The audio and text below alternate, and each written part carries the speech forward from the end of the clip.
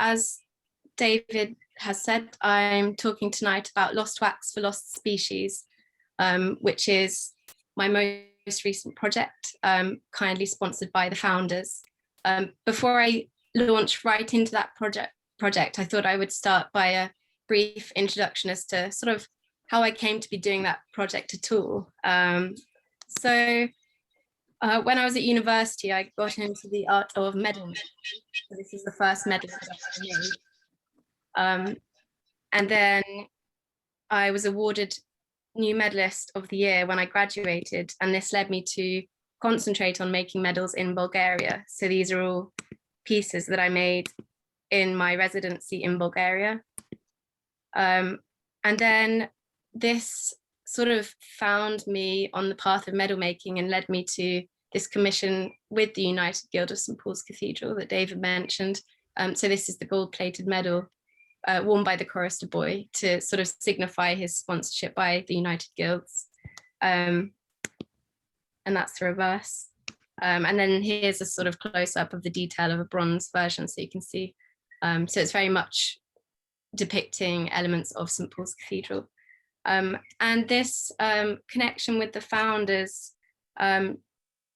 sort of continued. I also simultaneously carried on my interest in bronze casting. This is a medal by Natasha Radcliffe, and she was a sort of mentor to me during my time of medal making, and she had her own foundry set up.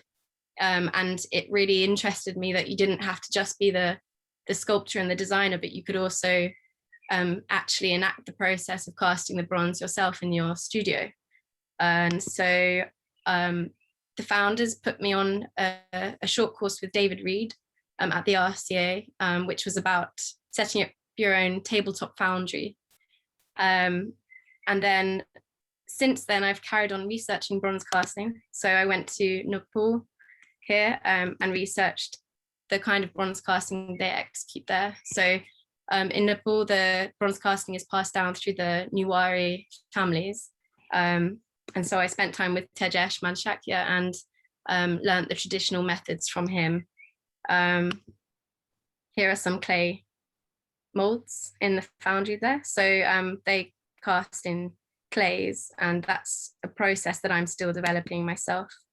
Wanting to sort of combine what I learned there with more Bronze Age techniques, so that I'm relying on only UK sourced materials rather than, say, rice husks that I'd have to import. So for me, localizing materials is also really important.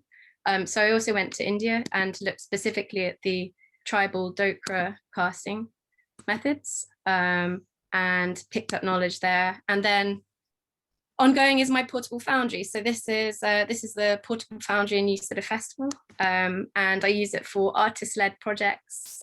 So this is with David in Bristol quite a few years ago, David Snew Wilson, and here's at a festival.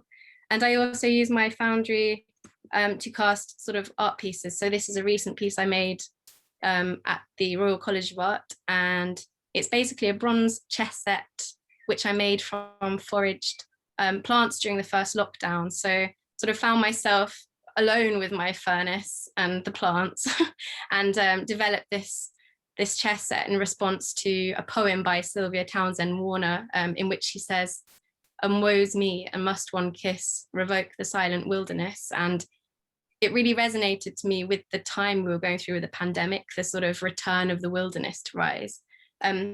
Anyway, so alongside bronze casting, I also have a very public engaging practice. So whilst I was at the Royal College of Art, I did a lot of projects that concentrate on how to engage a public audience with different materials, not just bronze casting, different workshops in different scenarios. So working with the public is very important to me. And then I set up Kinstinct Arts, which is an arts and ecology platform. So it aims to use creative engagement to activate dialogue about the environment. So these are all photos from a symposium I organised, where there were performances and speakers and musicians and workshops, and the whole day was a sort of process of engaging the audience around ecological matters using the arts. And then again, lockdown 2 came around. And so I sort of came up with this project, and I feel that it's a sort of meeting of all my passions. It's public engagement, and it's also bronze casting, and it's also ecological matters. So lost wax for lost species. Some of you may know you don't actually have to lose the wax, and I'm hoping that we don't have to lose all the species. And this project is here to raise awareness of the diverse endangered species and also raise money to help conservation towards them. So the first step of the project was that I produced a lot of these small blocks of wax based on the recipe I learned in Nepal years ago from Tejesh. So it's a natural modeling wax made of beeswax, mustard oil, and pine resin. And then I posted these out to people in their homes. So I did a sort of call out who wants to take part in this project, and 100 people came forwards from all different networks. I mean, some of them are ceramicists primarily, some of them printmakers, some of them the interested public. And yeah, it was a fantastic response.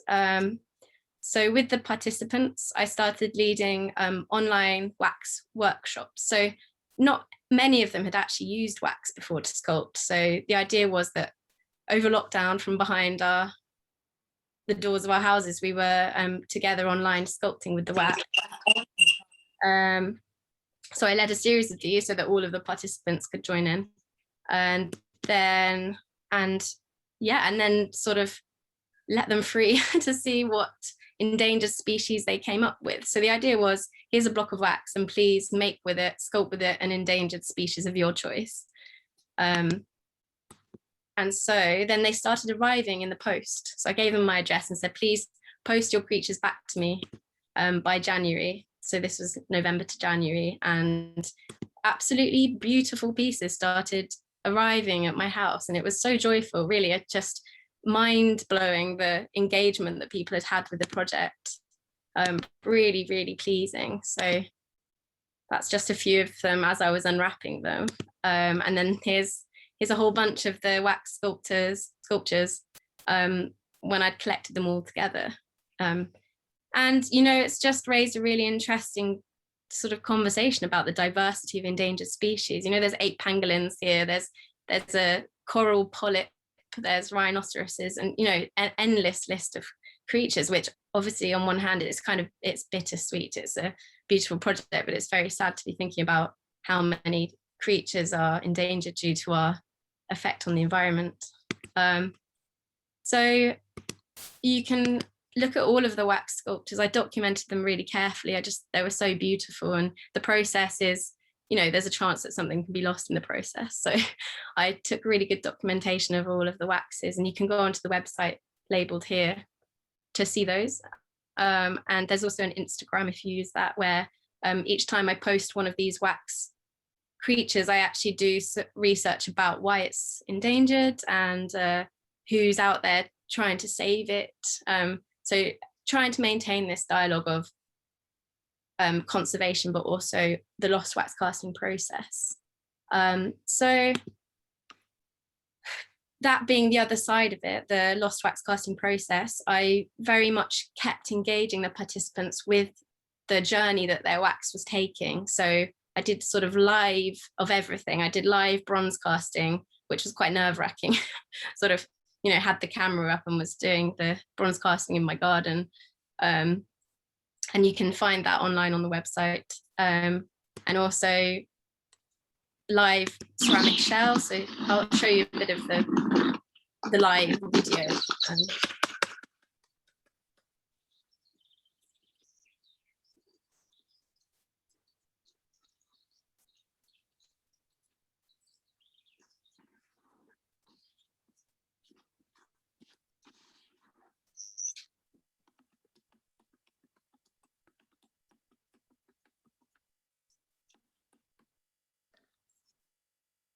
So today, this is just a quick behind the scenes of the ceramic shell process. So I was saying that I've done one layer so far, and I'm going to show you the second layer, which is basically exactly the same. And if you have any questions, I'll keep that on the screen. So I'm not going to play the whole thing, but that was basically the setup. I would be talking about the process live as I was doing it and giving people a chance to really learn about it and to engage and ask questions. And it was It was fun, actually. I enjoyed it. So then I realized I had 100 creatures to cast myself in the garden, and I started to get quite overwhelmed by the scale that my project had become. And so this is where I reached out to the founders and asked if they'd be interested, and they very kindly were interested. And so with your sponsorship, I've been able to basically pay for some collaboration, for some help to keep the project going, keep it alive, which even if I had been able to cast them all myself, I think it's just turned into a really beautiful thing to have these collaborations. It's made it even more dynamic than it was already. So on the left here, there is Katrine Hanush, and she is setting up a foundry in New Cross in South London. A brilliant founder, really, really knows her stuff, has worked in a whole range of places, and also does sculpture herself, has studied at the Royal College of Art. And she is very interested in educating people about the process and potentially setting up an open foundry one day, which is more accessible for artists. So I'm really enjoying collaborating with her, and we're already talking about other future collaborations we can do. And then on the right is David Snoo Wilson, who is another fantastic founder. And actually, I heard mention in the chat before about clappers. Well, he specializes in research about bells. So he's traveled all around the world researching bell casting, and is currently doing a research project about bells. And he also does bronze casting workshops and is an artist in his own right. So two people that I'm really enjoying collaborating with and will continue to. So I took most of them to David in Bristol, and this is the pieces being sprued up on their wax cups. So I already knew the process, but you can always learn more, and I learned even more sort of refined knowledge about the spruing up from David. He really he just upped my knowledge a level. And I certainly had the practice with 100 creatures. So this is spruing them all up so that they'd successfully pour. It's a very important sort of, the width of the sprue to the width of the sculpture and where the air vents are. So then applying the ceramic slurry, as you saw in the video. In David's case, he actually uses fused silica rather than I use a slurry with molokite. And in fact, I don't want to use a slurry with any chemicals anymore. I'm going for the clay, hopefully, purely. But anyway, he uses fused silica and colloidal silica, fused glass, sorry. And then once you've layered up all of the ceramic shell, you melt out the wax. So at that point, it is lost from the mold, at least. And then really you're relying on the mold being good, because then everyone's wax models were gone. That was it. So then you bake the molds in the kiln. So that sort of strengthens and hardens them and gets rid of the last residues of wax, ready for the bronze to be poured in. And then I thought I would show you another video of one of the pours with David in his video.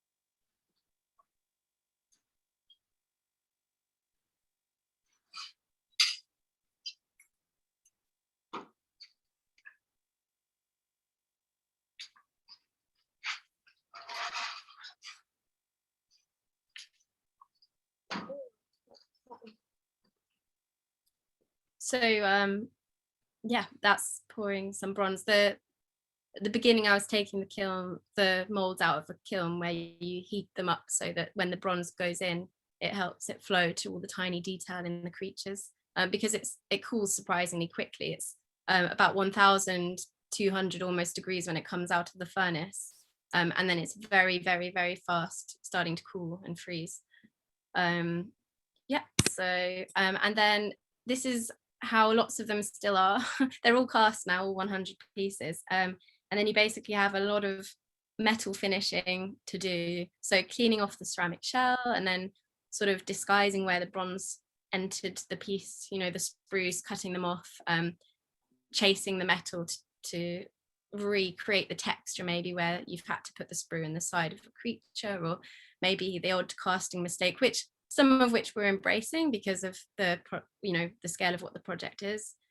We're not going to sit and weld every single one to absolute perfection, but just enjoy the different elements that they gather along the journey. However, still making them all beautiful. The last stage is patination. So here you take the bronze, which is kind of silvery gold actually, and then apply heat and a different range of chemicals to patinate the surface. And I mean, not everyone realizes, but you can actually make bronze almost any color you want. If you have the right chemicals and the right heat, you can make it white, orange, green, blue. So yeah, I've been really enjoying that actually. It's been nice to have lots of pieces to play with all the different colors. I mean, that's when you heat the bronze and it just flashes. That's a very light oxidization of the surface. So you wouldn't really leave it like that, because if it's handled over time in the wax, that immediately disappears. But it's fun to look at for a minute. And then yeah, and then applying a more sort of deeply engaged patina with the surface. So this is actually a lichen by someone who asked if it did not have to be an animal, but he was more interested in endangered lichen. And then here's a preview of a few of the first across the finish line. And then a few more, just to see a range of the colors that I've been trying out. And then if you want to follow the project onwards, then do have a look at Instagram or at the website. So I will be bringing a collection of the pieces to the Founders Hall on the 26th of July, which will be a sort of first preview of anyone in the world to see a selection of the first pieces that are finished. And then the hope is that there will actually be an exhibition at the Founders Hall in November to coincide with COP26, because just it feels like a good time to be having those conversations about our responsibility for all these creatures. There's also hopefully going to be an exhibition with Birmingham University, which is more sort of aimed at engaging the metal and jewellery students, and sort of in conversation with potentially a contemporary art gallery as well in London. So there will be plenty of opportunity to see these in person. And yeah, I look forward to your questions. That's all.